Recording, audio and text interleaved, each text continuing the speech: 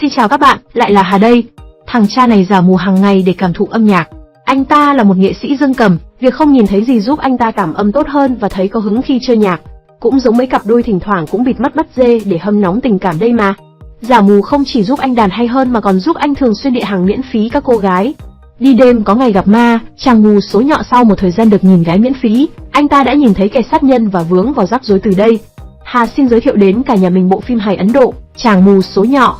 Akash nổi tiếng là một nghệ sĩ dương cầm mù nhưng tài năng. Anh sống khép kín một mình trong căn nhà nhỏ. Làm hàng xóm với một cậu bé luôn nghĩ rằng Akash không hề bị mù và ngày đêm rình mò căn hộ của anh để tìm bằng chứng cho điều cậu nghĩ. Nam chính đang có dự định chuyển đến sống ở London theo lời mời làm việc của một quán rượu nổi tiếng. Mọi người đều cảm phục vì dù bị khuyết tật, Akash vẫn cố gắng vươn lên trong cuộc sống. Ở một nơi xa hoa khác, cựu diễn viên Bollywood sống cùng cô vợ trẻ đẹp trong căn biệt thự rộng lớn. Em 27 và anh 72. Dù chênh lệch tuổi tác, lại có một cô con gái riêng nhưng bạn biết đó, cái gì chênh, tiền cũng kê cho bằng được hết. Cô gái trẻ vẫn vui vẻ ra mặt khi sống cùng ông già kia. Con gái của cựu diễn viên không sống cùng cha và mẹ kế, thỉnh thoảng cô bé mới đến thăm cha mình. Một buổi chiều, Akash đang băng qua đường trong bộ dạng mù lòa thì bị Sophie, cô gái trẻ va trúng. Nàng bối rối và thấy mình quá bậy khi đâm ai không đâm, lại đâm vào một người mù tội nghiệp. Cô gái giúp anh đứng dậy và mời anh đi ăn để chuộc lỗi. Khi trò chuyện, Sophie biết Akash là một nghệ sĩ dương cầm, cô muốn mời anh đến biểu diễn tại nhà hàng của cha cô. Đúng thật là giả mù mang lại cho Akash thật nhiều lợi ích. Tối hôm đó, Akash trở về nhà, tháo kính áp tròng mờ ra. Giả mù giúp anh đạt được sự thăng hoa trong âm nhạc và cả những cơ hội tuyệt vời mà một người thường không dễ gì có được. Anh ấy đã sống giả dối trong vài năm qua và tạo dựng sự nghiệp của mình từ đó. Ngày hôm sau, Akash đến nhà hàng của cha Sophie. Mọi người đặc biệt ấn tượng về âm nhạc của anh, bởi vì họ nghĩ rằng anh ấy bị mù. Lúc này, cựu diễn viên Bollywood Hà nói ở đầu phim tình cờ cũng có mặt tại đây. Ông đã mời Akash đến biểu diễn trong dịp kỷ niệm 3 năm ngày cưới của anh ấy với cô vợ trẻ. Anh ta muốn tạo bất ngờ cho vợ mình, vì thế anh không hề báo trước sự có mặt của Akash. Anh cũng nói dối vợ mình rằng sắp tới anh phải đi công tác nên không thể cùng cô chúc mừng cho ngày trọng đại này. Sau khi xong việc, Sophie ghé nhà Akash trú mưa. Nghĩ rằng anh ta mù lòa nên cô gái vô tư thay đồ trước mặt anh chàng. Rồi lửa gần rơm, lâu ngày cũng bén. Một phần vì tội nghiệp người nghệ sĩ mù tài năng, mà anh ta mù rồi thì có biết mình là ai đâu, có gì mà phải ngại. Cô gái nhanh chóng mang cái lò hư hỏng lâu năm trao cho chàng mù may mắn. Đúng thật là yêu nhau trong sáng mà đâm nhau thì trong tối. Đến ngày hẹn, Akash đến nhà biểu diễn theo yêu cầu của tay chơi Bollywood kia. Cô vợ trẻ kiên quyết không cho anh vào với lý do chồng cô ấy không có nhà. Đang ầm ĩ trước cửa thì bà hàng xóm đứng hóng chuyện, không muốn chuyện bé nó xảy ra to. Cô vợ phải nhanh chóng lôi Akash vào nhà. Đang định thả hồn vào âm nhạc, vừa thư giãn mà lại kiếm được xiền, thì chàng mù số nhọ vãi cả linh hồn khi thấy xác của ông chồng lấp ló. Chết rồi, người ta đi đêm lắm có ngày gặp ma, còn mình thì giả mù cho lắm vào, rồi gặp ngay một lũ sát nhân biến chất. Akash cố gắng kìm nén sự sợ hãi, anh vẫn giả vờ không thấy gì. Những ngón tay của anh lướt đều trên phím dương cầm. Âm nhạc thì du dương mà lòng Akash thì phập phồng lo lắng. Căng thẳng cũng hại thận lắm, nên Akash mắc tè. Anh ta giả vờ mò mẫm vào nhà vệ sinh thì thấy một thằng cha cơ bắp đang ở đó. Cố gắng che giấu cảm xúc, Akash bình tĩnh quay trở lại với cây đàn piano mà không phản ứng gì. Thì ra cô vợ tưởng anh chồng đi công tác không về, cô hẹn hò tình nhân tại nhà thì bị anh chồng bắt được. Cặp đôi cho anh chồng ăn đạn để bịt đầu mối. Rồi bọn họ vừa nghe nhạc vừa tìm cách phi tang chứng cứ phạm tội của mình. Ông chồng già có nằm mơ, cũng không thể ngờ rằng ông thuê nghệ sĩ dương cầm này về để đàn lên khúc nhạc đưa tiễn ông về miền cực lạc. Nghĩ rằng Akash mù lòa không biết tội ác của mình gây ra nên cặp đôi thả cho anh về. Sau khi rời khỏi căn nhà tội ác kia, Akash do dự và cuối cùng quyết định ra bến xe miền Đông, bắt xe đi Hồng Kông, trốn. À không phải, anh ta lập tức đến đồn công an báo án. Ô dề, là đời nó không như là mơ, tay cảnh sát trưởng lại chính là người tình của cô vợ trẻ. Đến đồn cảnh sát lại gặp người quen. Hắn nhanh chóng nhận ra Akash. Nhanh trí, Akash giả vờ phàn nàn về việc con mèo của mình bị giết. Tay cảnh sát cùng anh về nhà để xem câu chuyện về con mèo chết có phải là sự thật hay không.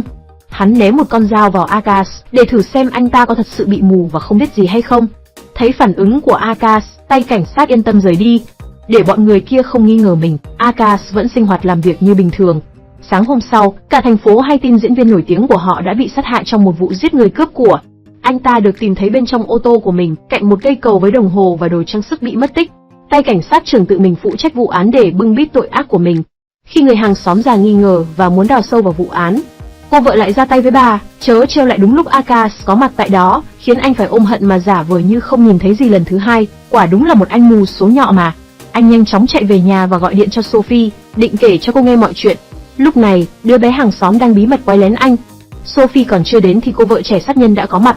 Cô mời anh ta bánh ngọt từ đám tang của chồng mình. Akash vượt qua được mọi thử thách của cô ả để vờ như anh ta thực sự không thấy, không hay, không biết gì cả. Nhưng đến phút thứ 89, khi cô ả lôi khẩu súng ngắn ra thì anh hãi quá quên sạch cả diễn. Thế là mọi việc bại lộ. Dù Akash thề rằng anh ta sẽ không nói với ai về vụ giết người và sẽ lập tức chuyển đến London nhưng đã quá muộn. Cô ả đã kịp đánh thuốc mê vào bánh của anh mất rồi. Khi Sophie đến, đứa trẻ cho cô xem đoạn video chứng minh Akash không bị mù. Cô tức giận gõ cửa phòng anh. Cô vợ sát thủ tổng ngồng như em bé mới sinh bước ra khiến Sophie hiểu lầm Akash. Cô giận dỗi bỏ đi. Vài giờ sau, Akash thức dậy với đôi mắt đau nhói. Từ mù ra bây giờ anh ta mù thật rồi. Sẽ không còn ai tin vào lời anh nói nữa. Akash gọi điện thoại cầu cứu Sophie, nhưng cô không thèm bắt máy. Đã thế tối hôm đó, tay cảnh sát trưởng muốn yên tâm kê cầu gối ngủ nên quyết định đến nhà thủ tiêu Akash luôn cho đỡ phiền. Nỗ lực hết sức, anh mù cũng thoát được ra ngoài và được một nhóm người ô hợp mang đi. Sáng hôm sau, anh thức dậy trong một bệnh viện được bao quanh bởi một ông bác sĩ, người lái xe kéo và bà bán vé số. Họ đã tìm thấy anh ta trên đường phố đêm qua và đưa anh ta đến bệnh viện này. Akash vui mừng chờ được kiểm tra thị lực thì bị bọn người kia đè ra lấy nội tạng. Thì ra bọn họ nghĩ rằng Akash sống một mình không có người thân, lại mù loà vì thế sẽ không ai tố giác được tội ác của bọn chúng. Cả bọn lao vào giữ tay chân anh hòng thực hiện ý đồ đen tối. Akash hét lên rằng có một hình xăm chúa Silver trên cánh tay của bà bán vé số. Điều này khiến cả ba giật mình kinh hãi. Vì sao hắn bị mù mà vẫn biết được chuyện này? Thật ra lâu nay, anh chỉ giả mù nên bà bán vé số kia có cái khỉ gì sao anh lại không biết. Cả bọn cho rằng Akash là người trời nên không dám động vào anh nữa. Khi tỉnh dậy, Akash biết bọn người này vì tiền có thể làm mọi thứ, anh gợi ý cách kiếm tiền tốt hơn cho họ. Với hy vọng rằng nhận được tiền, họ sẽ tha mạng cho anh. Anh kể với bọn người kia về tội ác của cặp tình nhân và thêm thắt rằng bọn chúng có rất nhiều tiền. Nghe xong, bọn người tham lam kia quyết định cùng Akash thực hiện kế hoạch tống tiền cô vợ và tay cảnh sát trưởng. Đầu tiên, Akash liều lĩnh đến gặp cô con gái của cựu diễn viên. Nhìn thấy Akash gần gũi với con gái riêng của chồng, cô vợ lo lắng tách anh ra khỏi cô bé. Cô vợ mời Akash đi cùng mình với ý định đưa anh ra cầu Thủ Thiêm để thủ tiêu. Nhưng trên đường đi, Akash quay ngược lại tống tiền cô ả. Đồng bọn của anh kéo đến và bắt cóc cô ta với hy vọng sẽ thành công dùng cô nàng tống tiền tay cảnh sát. Tiếp theo, Akash gọi cho vợ của tay cảnh sát và kể cho bà ấy nghe mọi chuyện. Anh yêu cầu cô đưa cho bọn họ 1 triệu ruby vào ngày mai nếu cô ấy không muốn danh tiếng của chồng mình bị hủy hoại.